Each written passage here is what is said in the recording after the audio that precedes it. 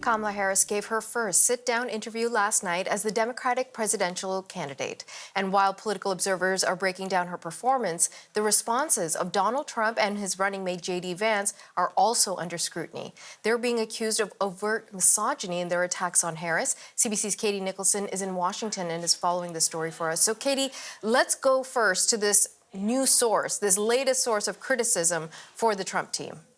Yeah, so let's start with J.D. Vance, of course, Trump's running mate. Last night, he posted an old viral video on X of a teenage beauty contestant who badly flubbed a question. And he wrote, "Breaking, I have gotten a hold of the full Kamala Harris CNN interview."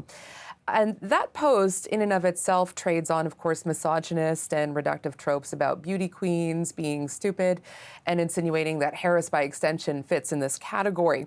So this morning, when he was told that the young contestant in that video, Caitlin Upton, was traumatized by how that embarrassing moment was so widely shared back in 2007 and even contemplated suicide, J.D. Vance said this.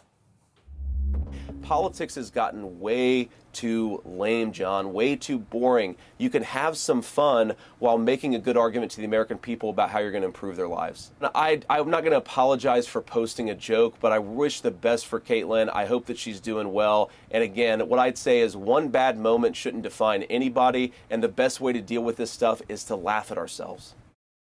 Of course, the trouble with that answer is that Vance isn't laughing at himself. The optics, if you parse it, he's making a joke about a woman at the expense of another woman.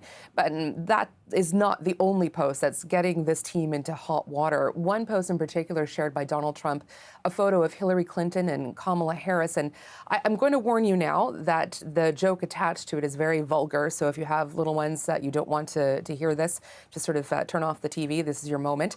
It basically says, it's funny how blowjobs impacted both of their careers differently. That, of course, a reference to Bill Clinton's inappropriate behavior with a White House intern, as well as an insinuation that Harris slept her way to a position of influence. So none of that likely to win over many women voters. Wow. Okay. So oddly enough, the Trump team is now trying to turn things around with the female voters, particularly on issues related to reproductive rights. What are you seeing on that front? Yeah, so this was a bit of an eyebrow-raising pledge from candidate Trump last night in Wisconsin, essentially to get the government to pay for IVF. Here is Donald Trump making that promise. For IVF, and I've been looking at it, and what we're going to do is for people that are using IVF, which is fertilization, the government is going to pay for it, or we're going to get or mandate your insurance company to pay for it, which is going to be great. We're going to do that. So the problem with this promise is that the Supreme Court, aided by Trump appointees, overturned the constitutional right to abortion, which opened the door to an Alabama ruling that frozen embryos are children. And that in turn created confusion on how embryos should be treated and stored and used, which in turn created a chill on IVF treatment. So while this pledge may be aimed at suburban women wishing to have children through IVF, Trump's own previous political maneuvers have complicated this promise.